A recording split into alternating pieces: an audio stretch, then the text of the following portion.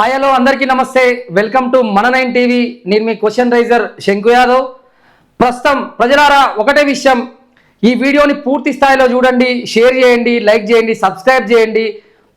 ఒక విన్నపం ఏంటంటే ఈ వీడియో అయిపోయినాక పూర్తి స్థాయిలో చూడండి. మనం కీలకమైన అంశాలను తెరపైకి తీసుకురావడం జరిగింది. ఇక్కడ మనం చూస్తూ ఉన్నాం, ఇక్కడ రాజకీయాల్లో చిందెలక, ముఖ్యంగా తెలంగాణలో గుర్తొచ్చేది ఏంటంటే చిందెలక అంటే ఎక్కడ ఏ పొక్క కనిపిస్తే ఆ పొక్కలకు పోయేదాన్ని చిందెలక అంటారు. అందుకే మనం ఇక్కడ తమ్నెల్లో కూడా చిందెలక అని తీసుకోవడం జరిగింది.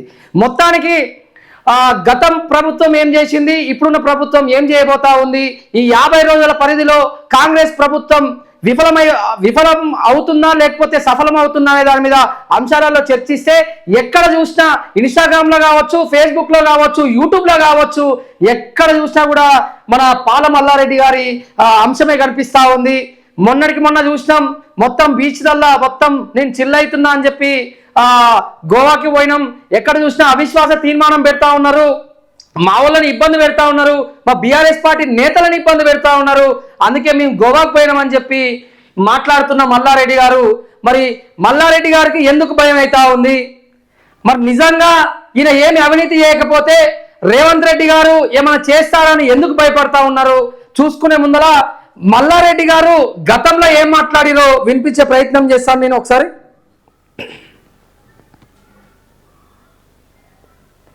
మల్లారెడ్డి గారు రేవంత్ రెడ్డి గారు అప్పుడు ఏదైతే బీఆర్ఎస్ అధికారంలో ఉందో, అధికారంలో ఉన్నప్పుడు మల్లారెడ్డి గారు ఎటువంటి వ్యాఖ్యలు చేసిరు రేవంత్ రెడ్డి గారి మీద అనేది ఒకసారి విందాం. కంప్యూటర్లో కొడితే ప్రింట్ అవుట్ వస్తాయి. మల్లారెడ్డి అసైన్మెంట్ ల్యాండా, మల్లారెడ్డి దొంగ భూమా, మల్లారెడ్డి కబ్జా భూమా, మల్లారెడ్డి సిగం పట్టణ, మల్లారెడ్డి చెరువు భూమా, రాదా రాదా చెప్పు. ప్లాన్లు లేవా? కంప్యూటర్లో లేదా? నేను దాచి పెట్టుకుంటున్నా. వాడు నన్ను కబ్జా అంటాడు, వాడు కబ్జా కోర్, వాడు బ్లాక్ మెయిల్, వాడు అట్లా సంపాదించాడు. ఒక్క రూపాయి బ్లాక్ మెయిల్ చేయలేదు. నేను ఎవరికి రైట్ ఇన్ఫర్మేషన్ లేదని ఒక్క గుల్లగర్మన్ అని నా ముక్కు నాలుగు రాసుకుంటా, నా పదవికి రాజీనామా చేస్తాను.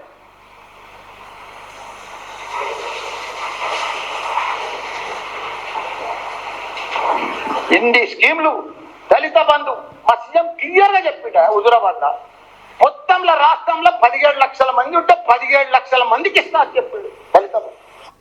మళ్ళీ నిన్న ఈడ కూడా చెప్పిండు కదా, మెల్లగా మెల్లగా బిడ్డు ప్రతి పేదోళ్ళ గుండెల్లో ఉంటాడు, పేదోళ్ళ ఇళ్లలో ఆయన దేవుని రూపం, ఒక గొప్ప మహాత్ముడైన అంబేద్కర్ తర్వాత మా సీఎం కేసీఆర్ రాజు పెట్టుకోరాయ్ చపరాసి.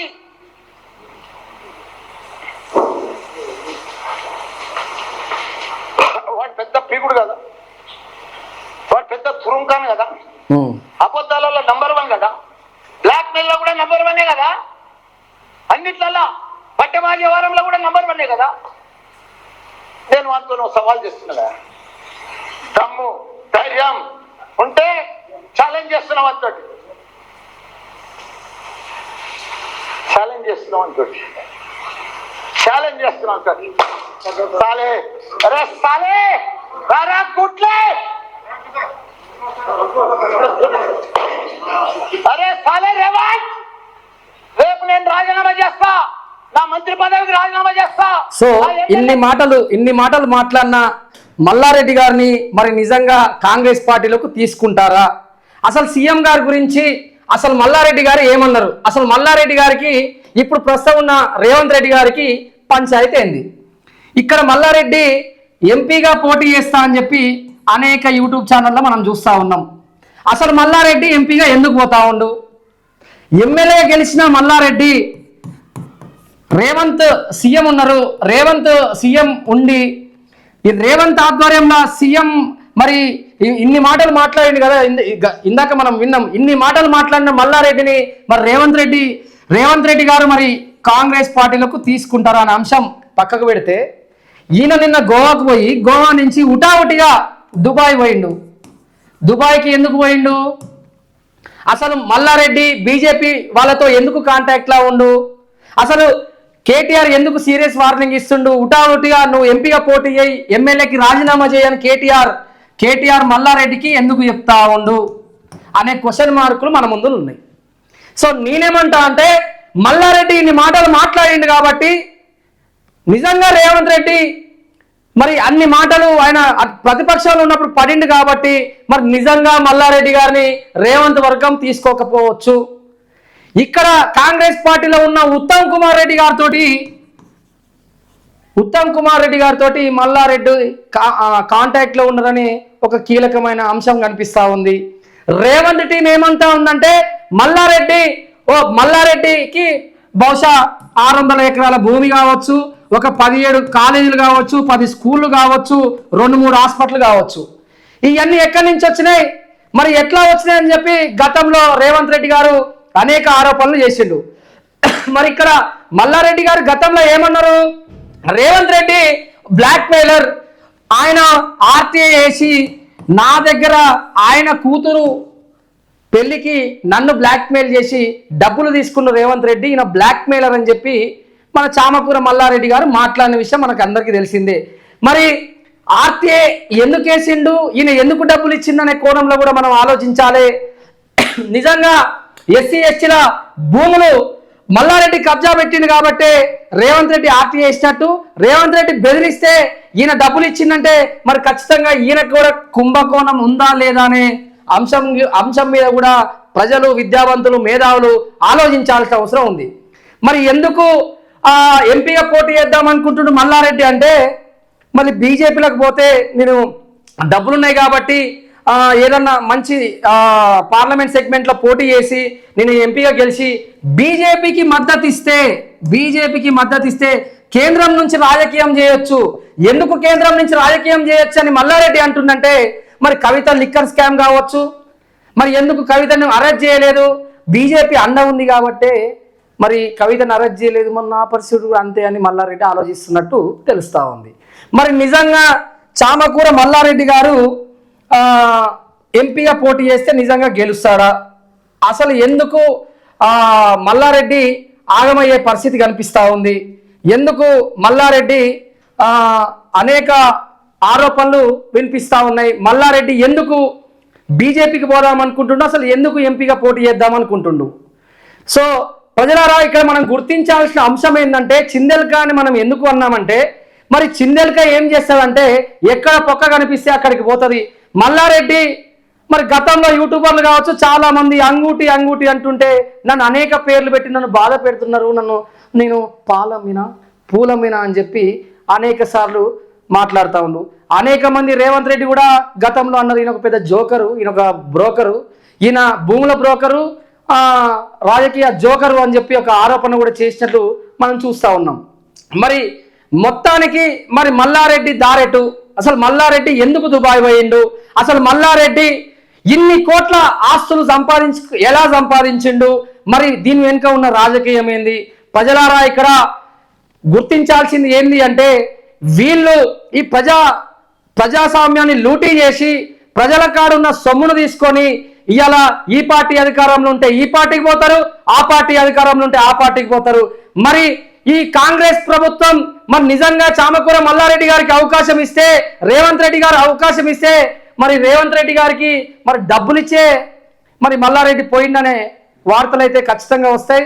మరి ఎట్లా ఉంది ప్రజాస్వామ్యం, మరి గతంలో వీళ్ళు ఏం పని చేసిర్రు, ఇప్పుడు ఎలా ఉంది, ఇవాళ ఎట్లుందంటే పరిస్థితి ప్రజాస్వామ్యంలో, ఇవాళ 100 కోట్లుంటే ఎమ్మెల్యే, రేపు పార్లమెంట్ ఎలక్షన్లలో మరి ఉటావుటిగా ఇప్పుడు నేను ఎంపీగా పోటీ చేస్తా, ఎమ్మెల్యేగా రాజీనామా చేస్తా అని మల్లారెడ్డి గారు అంటారు. మరి మల్లారెడ్డి గారి మీద రేవంత్ రెడ్డి గారు యుద్ధం చేస్తారా, లేకపోతే మల్లారెడ్డి గారిని కాంప్రమైజ్ చేసుకొని మరి డబ్బుల మూటలతో కాంగ్రెస్ పార్టీలో మల్లారెడ్డి గారిని చేర్చుకుంటారా, మరి నిజంగా మల్లారెడ్డి గారు ఎంపీగా పోటీ చేస్తే బీజేపీ మద్దతు ఉంటుందా అని వేసి చూడాల్సిందే. మరి చూస్తూ ఉన్నాం, ఇవాళ ఎక్కడ చూసినా కూడా 50 రోజుల ప్రజాభవన్, ప్రగతి భవన్ తీసేసి ప్రజాభవన్ రేవంత్ రెడ్డి గారు పెట్టిర్రు. మరి రేవంత్ రెడ్డి గారితో మరి ఎంతమంది ఇప్పుడు బీఆర్ఎస్లో ఉన్న ఎమ్మెల్యేలు కాంటాక్ట్లో ఉన్నారు. మరి గతంలో రేవంత్ రెడ్డి గారు ఏం చెప్పారంటే, కాంగ్రెస్ విడిచి బీఆర్ఎస్ పార్టీకి పోయిన వాళ్ళందరి మీద మేము కేసులు వేస్తాం, మేము కోర్టు మెట్లు ఎక్కిస్తామన్న రేవంత్ రెడ్డి మరి ఇప్పుడు ఎందుకు బీఆర్ఎస్ పార్టీలో ఉన్న సగం మంది ఎమ్మెల్యేలతోటి కాంటాక్ట్లో ఉండు. మరి ఒక విషయం ఇక్కడ కీలకంగా ఏం కనిపిస్తా ఉందంటే, గడ్డం ప్రసాద్ గారు ఈరోజు స్పీకర్గా కనిపిస్తా ఉన్నారు. మరి గతంలో మరి కేసీఆర్ గారు ఏం చెప్పారంటే, దళితులను సీఎం చేస్తా అని దళితుల్ని సీఎం చేయలేదు కాబట్టే ఇలా తెలంగాణ ప్రజలు బుద్ధి చెప్పిర్రు. అందుకు మరి ఇప్పుడు స్పీకర్ ముందర ఈయన ఎమ్మెల్యే అయినట్టు ఆమోదం పలకాలంటే ఓ దళితుడి ముందర సీఎం కేసీఆర్, మాజీ సీఎం కేసీఆర్ గారు ప్రమాణం చేసి ఉంది కాబట్టి ఇటువంటి దిగజారిపోవడం అంటే గ్రౌండ్ ఫాల్ అయిండు కేసీఆర్. ఈ విషయంలో దళితుని ముఖ్యమంత్రి చేస్తా అని చేయకపోవడం కారణం వల్లనే ఇలాంటి పరిస్థితి కేసీఆర్కి వచ్చింది. ఈ కేసీఆర్ చేసిన అవినీతిని మేము ఖచ్చితంగా చూపిస్తామంటున్న రేవంత్ ఉన్న కాంగ్రెస్ ప్రభుత్వం మరి చూపిస్తుందా? లేకపోతే ఇక్కడ కాంగ్రెస్ పార్టీ వీళ్ళకి అంటే గ్రూప్ రాజకీయాలు నడుస్తూ ఉన్నాయి. మరి రేవంత్ రెడ్డి ఇంకో 2 సంవత్సరాలే సీఎం ఉంటాడని అనేక ఆరోపణలు ఎక్కడ చూసినా, ఏ టీవీ ఛానల్లో చూసినా, ఏ పేపర్లో చూసినా కూడా కనిపిస్తూ ఉంది. మరి మంత్రి మల్లారెడ్డి గారు ఇన్ని భూములు, ఇన్ని స్కాములు మరి చేసుకున్నారు కాబట్టే ఇవాళ పదవి కోసం ఆరాట పడతా ఉండు, పదవి కోసం పైసలు పెడదామనే ఆలోచనలో ఉండు కాబట్టి మరి గోవా నుంచి ఉటావుటిగా దుబాయ్కి ఎందుకు పోయిండు మల్లారెడ్డి అనేది ప్రజలు అయోమయంలో ఉన్నట్టు కనిపిస్తా ఉంది.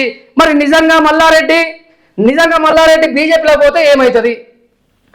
ఇప్పుడు ఈ ఎమ్మెల్యే పదవికి రాజీనామా చేస్తే ఇప్పుడు ఆయన పోటీ చేసిన సెగ్మెంట్లో మళ్ళీ ఎవరు పోటీ చేస్తారు? మొన్న కీలకంగా కూడా మనం అసెంబ్లీ దగ్గర చూసినాం. ఎవరైతే ఆయన మీద పోటీ చేస్తా ఉన్న ఒక క్యాండిడేట్, వీళ్ళిద్దరు కలిసి మల్లారెడ్డితో మాట్లాడితే మేము దోస్తులం, మీ అవసరం అయితే మీ పార్టీలకు నేను కూడా వస్తాను అని మాట్లాడుకుంటున్నారు. అంటే ప్రజాస్వామ్యం ఎక్కడుంది? మరి నిజంగా మల్లారెడ్డి గారు ఎంపీగా పోటీ చేస్తే ఎవరికి లాభం? ఇక్కడ ఎమ్మెల్యేగా పోటీ చేసి ఆయన చేసింది ఏం లేదు, లేబర్ మినిస్టర్గా ఉండి ఆయన చేసింది ఏమి లేదు. ఇక్కడ మల్లారెడ్డికి ఉన్న 17 కాలేజీలలో ఎంతమంది బీసీ, ఎస్టీ మైనారిటీ విద్యార్థులకు ఎంతమందికి ఫీ కన్సెషన్ ఇచ్చిండు? అసలు అక్కడికి పోతే మల్లారెడ్డి కనిపించాడు. నేను ప్రజాసేవ చేస్తా, నేను పాలమ్మినా పూలమ్మినా, నేను చిన్న స్థాయి గ్రౌండ్ స్థాయి నుంచి పైకి వచ్చిన అంటాడు. మరి ఇక్కడ ఉన్న బీసీ, ఎస్టీ మైనారిటీ బిడ్డలకు నువ్వు ఎక్కడ ఫీ కన్సెషన్ ఇచ్చినావు? నువ్వు ఎంత ఇచ్చినావు? 600 ఎకరాలకు నీకు రైతు బంధు వస్తుంది. గత ప్రభుత్వం నీకు 600 ఎకరాలకు రైతు బంధు ఇచ్చింది. నువ్వు ఎంతమంది పేద విద్యార్థులు కావచ్చు, లేకపోతే బడుగు బలహీన విద్యార్థులకు కావచ్చు, నువ్వు ఎంతమందికి నువ్వు సేవ చేసినావు? నీకున్న హాస్పిటల్లో ఎంతమందికి నువ్వు ఫ్రీగా మెడిసిన్ కానీ, ఫ్రీగా ట్రీట్మెంట్ కానీ యాన్నన్న నువ్వు ప్రొవైడ్ చేసిన చరిత్ర చామకూర మల్లారెడ్డి గారికి ఉందా అని మేము ప్రశ్నిస్తున్నాం. మరి ఎంపీగా పోటీ చేస్తే ఈయన చేసిన అవినీతి మొత్తం సీఎం రేవంత్ రెడ్డి ఎక్కడ బయటికి తీస్తాడనే భయంతోనే చామకూర మల్లారెడ్డి గారు నేను ఎంపీగా పోటీ చేస్తా, నేను ఢిల్లీలో రాజకీయం చేస్తా, నేను ఢిల్లీలో చక్రం తిప్పుతా అనే పరిస్థితులకు అనిపిస్తూ ఉంది. మరి ఇప్పుడు ఆయన ఎమ్మెల్యేగా గతంలో ఎంపీగా చేసిండు, మళ్ళీ ఎమ్మెల్యేగా గెలిచిండు, మంత్రి అయిన తర్వాత లేబర్ మంత్రి నేను ఎవరైతే ఈ రాష్ట్రంలో ఉన్న అన్ని అట్టడుగు వర్గాలకి నేను సేవ చేస్తా, నేను నిజాయితీ పరుణ్ణి, నన్ను రేవంత్ రెడ్డి బ్లాక్మెయిల్ చేస్తుండు, నేను మంచోన్ని అని చెప్పిన మల్లారెడ్డి మరి ఇలా నువ్వు ఎమ్మెల్యేగా రాజీనామా చేసి ఎంపీగా పోదానికి గల కారణాలు ఏంది? ఈయన ఎందుకు ఎంపీగా పోటీ చేస్తా అంటుందంటే ఈయన తరచు బీజేపీ నేతలతోటి కాంటాక్ట్లో ఉంటుండు. ఇక కేటీఆర్ అంటుండంట ఫోన్ చేసి, ఎందుకేం మళ్ళా నువ్వు భయపడకు, మేము ఉన్నాం, పార్టీ ఉంది, మద్దతు ఉందంటే, నాకొద్దే, నీ దండం పెడదు, నాకు భయం అవుతుందా, రేవంత్ కళ్ళకు వస్తుండు, వద్దే అంటుండంట. నేను ఆ బీజేపీకి అయినా పోతా కానీ రేవంత్ కాళ్ళన్న మొక్కి నేను ఉన్న నా అక్రమాస్తులన్నీ కాపాడుకుంటా అంటుండంట మల్లారెడ్డి. మరి ఇంత దిగజారే పరిస్థితి ఎందుకు మల్లారెడ్డి గారు వచ్చిర్రంటే నోటి దూల. ఇట్లా తొడలు కొడుతుంది, ఇట్లా తిప్పుతీవి, అట్లా తిప్పుతీవి, మళ్ళా నేనేం చేయలేదు, పూలమ్మినా పాలమ్మినా అంటే ఏడా ఉంది పూలు, ఏడున్నాయి పాలు? ఇలా పూలమ్మిన వాళ్ళు పాలమ్మిన వాళ్ళు ఏడుర్రు? నువ్వు పూలమ్మినా పాలమ్మలే, ఓన్లీ నువ్వు ఏం చేసావంటే అక్కడ ఉన్న దళితుల భూములు అన్ని తెలివితోటి మొత్తం రాజకీయం అడ్డం పెట్టుకొని అప్పుడున్న టీడీపీ నేతలను అడ్డం పెట్టుకొని మీరేం చేసిర్రు అనేది కూడా తప్పకుండా ప్రజలే గుర్తిస్తారు కూడా. మీరు ఎంపీగా పోటీ చేసినా కూడా మల్కాజ్గిరి సెగ్మెంట్లో చేద్దామని చూస్తూ ఉన్నారు కానీ ఎక్కడ మీరు పోటీ చేసినా గెలిచే అవకాశం ఉండదు. మీరు తప్పకుండా ఇప్పటికైనా మీరు మీరు సేవ రూపంలో మీరు రాజకీయంలో ముందు పోవాలన్నా కూడా మీరు కనీసం ఒక అట్టడుగు వర్గానికి మీరు సపోర్ట్ చేస్తేనే మీరు కనీసం ఒక 10 మందికి ఎంతమంది ఈ రాష్ట్రంలో ఆరోగ్య పరిస్థితులతోటి క్యాన్సర్ పేషెంట్లు అనేక మంది చాలా ఇబ్బందులు పడుతూ ఉన్నారు. ఎంతమంది విద్యార్థులకు నువ్వు ఫ్రీగా ఎడ్యుకేషన్ చెప్పినావు, నేను ఇంజనీర్లను చేసిన, నేను డాక్టర్లను చేసిన, నేను అందరినీ చేసిన అని చెప్పి అన్ని మీడియాల ముందర నేను అది చేసిన ఇది చేస్తున్నా అన్న మల్లారెడ్డి ఎంతమందికి 65% ఉన్న బడుగు బలహీన వర్గాల పిల్లలకి ఈ నీ కాలేజీలు 17 + 10 స్కూళ్ళు కావచ్చు, దీంట్లో నువ్వు ఒక్క 10 మందికి పేద విద్యార్థులకు ఫ్రీగా ఎడ్యుకేషన్ ఇచ్చిన చరిత్ర ఉందా అని చెప్పి అడుగుతా ఉన్నాం. ఇవాళ రాజకీయంలో చిందెలకాని ఎందుకు పెట్టినామంటే ఈ ఎలక ఏం చేస్తుంది, ఇది కాంగ్రెస్ కావచ్చు, బీజేపీ కావచ్చు, లేకపోతే బీఆర్ఎస్ కావచ్చు, లేకపోతే ఎంఐఎం కావచ్చు, ఇది వేసిన అంటే చిందెలకి ఏం చేస్తుంది, ఎక్కడ ఏం దొరికినా ధాన్యాలన్నీ తింటుంది. వీళ్ళు యజమానులు వచ్చి ఎవరన్నా కొడతారు అని చెప్పి ఈడపొక్కుంటే ఇళ్ళ పోతుంది, ఈడపొక్కుంటే ఇళ్ళ పోతుంది, ఈడపొక్కుంటే ఇళ్ళ పోతుంది, ఆఖరికి ఇళ్ళ అయినా పోతుంది. సో ఇక్కడ ఈ చిందెలక అనే మల్లారెడ్డి ఏం చేస్తూ ఉందంటే ఇలా కాంగ్రెస్ మీద పొల్లు తిట్టిన సీఎంని మరి ఇళ్ళకి పోతే వచ్చేసి బిగిస్తాడు కాబట్టి ఇళ్ళకన్నా పోతా, మరి ఎమ్మెల్యే ఉంటే వీళ్ళకి బీజేపీలకు ఏం కావాలి, ఎంపీలు కావాలి కాబట్టి ఈ చిందెలక ఇళ్ళకి పోదామంటే మరి ఇళ్ళ కొద్దిగా ములాఖాత్ ఉన్నట్టు కనిపిస్తూ ఉంది. సో ఇళ్ళకు కూడా పోకుండా ప్రయత్నాలు చేస్తుండు. ఎట్లా ఏం చేయాలి, నాకు ఈ ఎమ్మెల్యే వద్దు, ఎంపీ వద్దు, నేను ఇంకా రాజకీయాలు మూసుకొని నేను ఒక సినిమా తీసుకుంటా అంటున్నట. అట్లెట్లా అని చెప్పి కేటీఆర్ ఫోన్ చేస్తూ ఉన్నట. కేటీఆర్ అన్నా నీకు దండం పెడతా, వద్దే నాకు ఈ రాజకీయం ఏం వద్దు, నువ్వు చెప్పినట్టు నేను ఇన్లేనన్నా, నేను ఖచ్చితంగా బీజేపీ కన్నా పోతా, లేకుంటే అదే రేవంత్ రెడ్డి బిడ్డ పెళ్ళికి నేను ఎట్లా పైసలు ఇచ్చిందో మరి నేను కూడా అట్నే ఎమ్మెల్యేగా ఏదో ఒకటి ఆయన నా మీద ఏమనుకుంటానన్నా నేను డబ్బులు ఇస్తానే కోణంలో మల్లారెడ్డి చూస్తుండో. అందుకే రాజకీయంలో చిందెలకాని పెట్టడం జరిగింది. సో చూడాలి ప్రజలారా, ఈ రాష్ట్రంలో ఏం జరుగుతూ ఉంది, ఈ రాష్ట్రంలో ఎంతమంది అవినీతి పరులు మంత్రులు కావచ్చు, ఎమ్మెల్యేలు కావచ్చు, ఎంపీలు కావచ్చు, వీళ్ళు ఏ పార్టీ అధికారంలో ఉంటే ఆ పార్టీలోకి వెళ్ళాలి, వాళ్ళకున్న డబ్బు కావచ్చు, వాళ్ళ కాడున్న అంగబలం కావచ్చు, లేకపోతే ఎలా అయినా ఇవాళ మనం ఓట్లేసుకొని మనం గెలిపిస్తే వాళ్ళు సీఎంలు అవుతుర్రు, ఎమ్మెల్యేలు అవుతుర్రు, ఎంపీలు అవుతుర్రు. కానీ ఎక్కడ ఈ బడుగు బలహీన వర్గాల పిల్లలకు కావచ్చు, బీసీ ఎస్సీ ఎస్టీ మరి పేద ఓసీలకు కూడా కావచ్చు, ఎక్కడ ఎవరికి న్యాయం జరగట్లే. ఇక్కడ ఫ్రీ ఎడ్యుకేషన్ ఎవరు కల్పించరు, ఫ్రీ హెల్త్ ఎవరు కల్పించరు. వీళ్ళు ఎంతసేపటికున్నా ఈ పార్టీలో గెలిచి ఆ పార్టీలోకి పోవాలి, మేము పబ్బం గడుపుకోవాలి, మేము ఎంత అవినీతి అయినా చేయని మాకు కేంద్ర ప్రభుత్వం సపోర్ట్ అన్న కావాలి, రాష్ట్ర ప్రభుత్వం అన్న సపోర్ట్ కావాలని చెప్పి మల్లారెడ్డి లాంటి బడా నేతలు ఇంకా ఈ ప్రజాస్వామ్యంలో చీడబట్టిన పురుగుల లెక్క, చిందెలకల లెక్క కాలానికో వేషం వేసుకొని ఇట్లా ప్రజల్ని మోసం చేసుకుంటా తిరుగుతూ ఉన్నారని మేము తెలియజేస్తూ, ఖచ్చితంగా పూర్తి స్థాయిలో మన9 టీవీని మీరు సబ్స్క్రైబ్ చేయాలి. మీరు ఖచ్చితంగా మీ ఉన్న గ్రూపులలో మీరు తప్పకుండా మీరు షేర్ చేసి ఖచ్చితంగా ఈ రాష్ట్ర ప్రభుత్వం కావచ్చు, ఏ అవినీతి పరుల పైన కూడా మేము ప్రశ్నిస్తానికి సిద్ధంగా ఉన్నామని తెలియజేస్తూ సెలవు తీసుకుంటా ఉన్నాం.